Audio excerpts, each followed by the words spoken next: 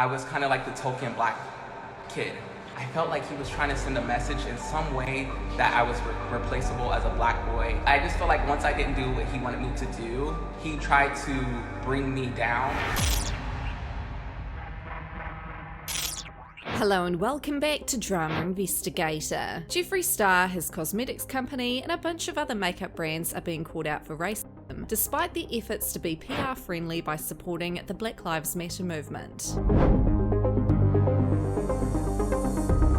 Jeffree, as we all know, has a long history of controversies, including blatant racism, but the majority of his fans have forgiven him and constantly tell others to move on. He has apologized authentically over time, but his recent actions prove that he and his company might not be as diverse as we're led to believe. Cam Lester, a beauty guru who used to have close ties with Jeffree, recently exposed Jeffree Star for using him as the token black kid for his brand. He also allegedly manipulated him and tried to get him to gang up on James Charles. Here's a snippet of Cam's recent exposing video. I was kind of like the token black kid.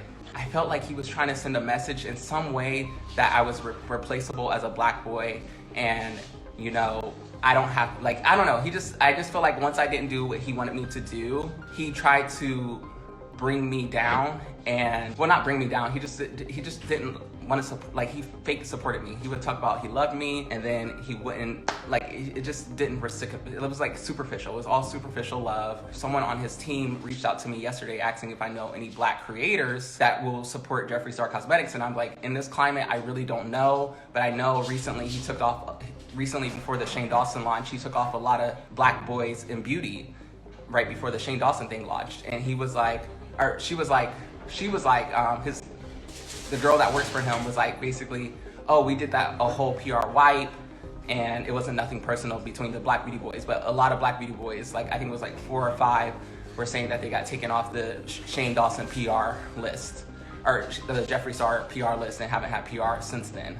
So I just always had those thoughts, and then when she called me and was asking me like who I know and stuff like that, I felt like this was a game. I felt like this continued to be a game with Jeffree and a game with Shane Dawson. Even with Shane Dawson posting me on his platform, I was grateful, but I felt like it was kind of like to silence me and be like, hey, like, we're gonna just keep giving you breadcrumbs and hanging you by a string and manipulating you so you can stay quiet, so you will never speak your truth, so you won't talk about that situation in the hotel that Shane was going off and cursing out James and on FaceTime with Jeffree. Like, now, Jeffree has been preaching all about the Black Lives Matter movement, but now people are starting to question, what's the real reason behind him doing so?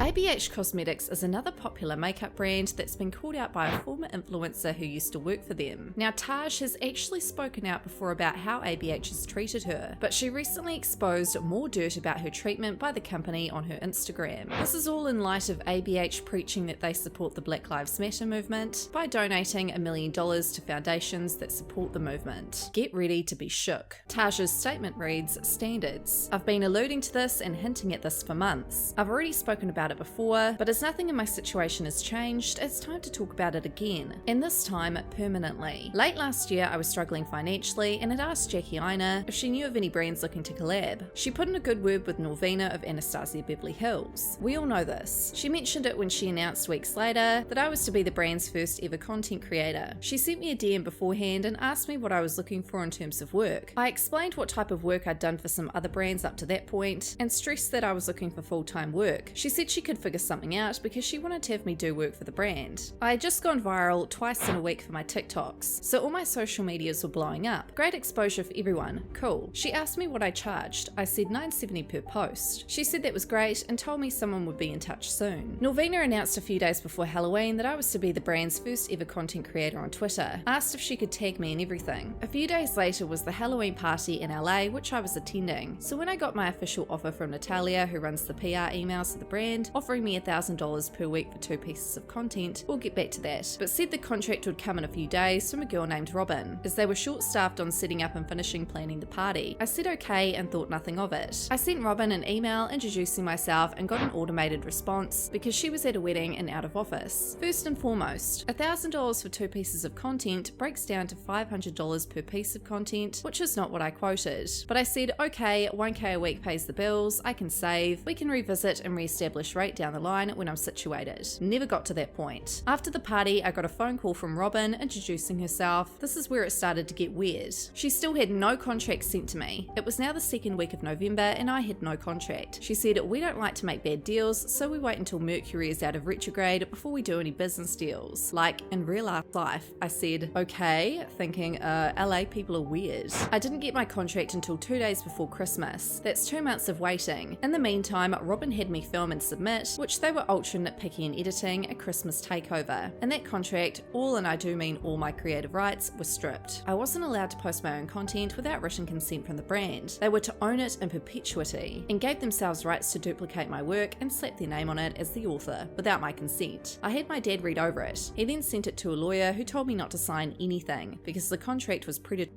Not only were my rights to my own work to be stripped, something else was wrong. The rate. It stated $1,000 for 4 pieces of content. I'm not so naive as to not pick up on the language used here, so I asked for clarification. That one question had myself and Robin emailing back and forth for months, well into February. I explained that was not what I originally offered, or what I agreed to, and what it sounded like was they were going to pay me a one-time fee of $1,000 for 4 pieces of content. Broken down, that's $250 for each piece of work. Content that I charged damn near $1,000 for each. She skirted my questions and got agitated. The tone of some of her responses were clearly rushed and irritated that I wouldn't just sign the contract, even though it was wrong. In the midst of this, I emailed and DM'd Norvina. You facilitated this deal. You contacted me. You're the CEO of the branch of this brand, so why are you MIA? I got no response, ever, through the entire ordeal. In February, another person was brought on to mitigate because I was not budging. That's not the deal we made. I'm black, not stupid, so nah. No John Hancock from me. She was the one who eventually told me the COO will not allow us to make an open-ended deal for that amount of money, and our needs as a company has changed. So what we're offering you is $1,000 for 4 pieces of content. I was also not paid for work I'd already done until I signed that contract. I expressed my frustration and anger at being led on and led in circles for months. When I asked them to CC Norvina on this email thread so she could clarify, they ignored my request. Feeling railroaded and like I had no other option, I signed the contract and got paid $1,000 for 2 takeovers, because I was still required to do the second takeover to fulfill the 4 items. My second takeover they left up for 4 hours and then deleted it. No mention. I was disgusted with my treatment and Norvina blatantly ignoring me that I started to talk about it on Twitter. When it started gaining traction, she sent me a message asking if she could call me that I ignored. What was there to say? She messaged Sandy Harales and asked for my number, and Sandy called me and asked me if I would please talk to her. So she called me, and she said she had no idea what was going on, which I called her to the carpet for. How the F do you not know what's going on in your own company? She paid me $1,000 for my second takeover outright from her PayPal, and she said she was going to investigate, apologized, and said that she would call me back in a day or 2 with more answers. That was on March the 23rd. I've not heard from her since. She's unfollowed my Twitter. I've received no new emails with updates or offers of work, even though I was assured that they wanted to work with me in the future. I'm still on PR, though I'm sure once this is posted it will change. After hearing from former ABH employees and other influencers who have experienced similar treatment, and seeing other black creators rush to defend her actions or the actions of the brand last week in response to the blackout and Black Lives Matter movement, I couldn't stay silent anymore. I feared retribution and being blackmailed, and still do. I don't want my career to end for telling the truth, but I'm still really very hurt by how I was treated. And I'd be lying if I said I wasn't angry at being ignored. And seeing people move like there isn't problematic shit happening is a no-go for me. I've always been transparent and honest. I have all the emails saved. I don't ever delete dealings with brands. Some of my friends and peers in the community have openly stated they will not support the brand anymore, and have messaged me to apologize for not listening to me when I spoke up about this months ago. I appreciate that. Listen to black women. Support black people in general, but especially black women. I'm tired of being strong and silent, and I'm tired of being tired. The way Taj was treated was disgusting, and a lot of influencers of colour who've been treated similar by the company are in full support of Taj and speaking out too. Norvina has recently reached out to Taj, but Taj isn't having it.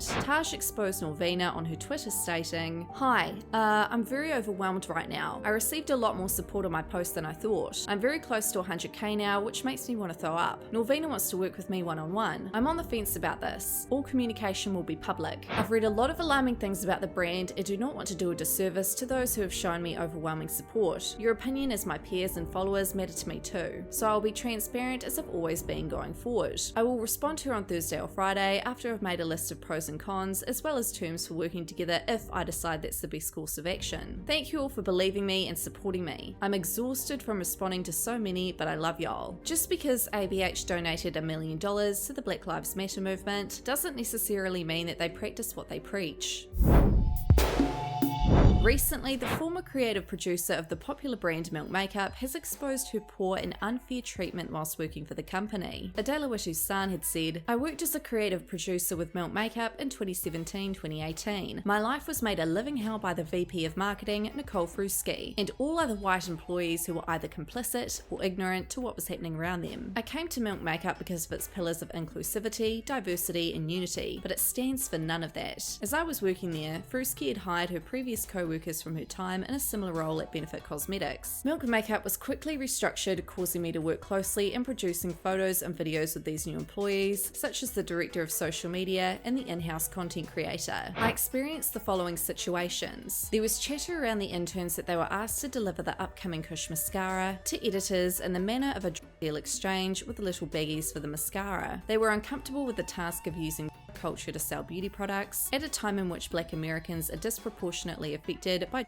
offences. So I spoke up. No action. This new team co-opted African American slang only when speaking to me and other Black employees, screaming "girl, occur." They were not speaking to white employees like this. I actively made it a priority to maintain a professional line of communication. These same people went to Nicole saying I was not being a team player and friendly. Nicole physically cornered me in an elevator, yelling at me 2 inches from my face about how I needed to be cooperative and accepting of new team members. This was in the presence of 2 other employees. A part of my job was casting for the company, and this is where I experienced some of the most problematic feedback that was not aligned with what Milk Makeup claims it stands for. We already have an Asian girl. She looks like she has a unibrow. We are pushing aspirational beauty. Frustration quickly grew among the Black employees as this new team distinctly changed the workplace environment from one of inclusivity and diversity to one riddled with micro and macroaggressions that were never discussed and that we were made to understand were not welcome topics of discussion. Furthermore, the new content creator was pushing a heavy male gaze on all the photo assets. I was uncomfortable at how he said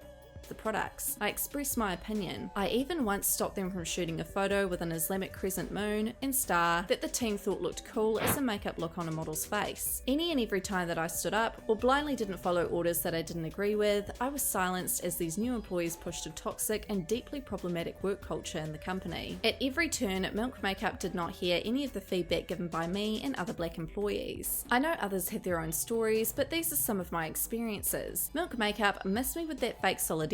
You silence Black employees and go as far as to remove them from their roles. Milk Makeup had responded to this on the Instagram stating, "Dear Milk Makeup community, following our pull up or shut up post, some former team members from the Black and POC communities have shared their feelings about experiences they had while working at Milk Makeup that are completely against my values and those of our company. I want to personally address the issue. As a non-white Middle Eastern immigrant, these accounts impact me profoundly. I do not tolerate the kind of behaviour that was described. I'm deeply saddened by it and take it very seriously. I've personally reached out to engage in direct dialogue. I can't comment publicly on individuals or specific situations, but as founder of Milk, what happens at Milk Makeup is ultimately my responsibility. We are taking action. What do you guys think about this statement?"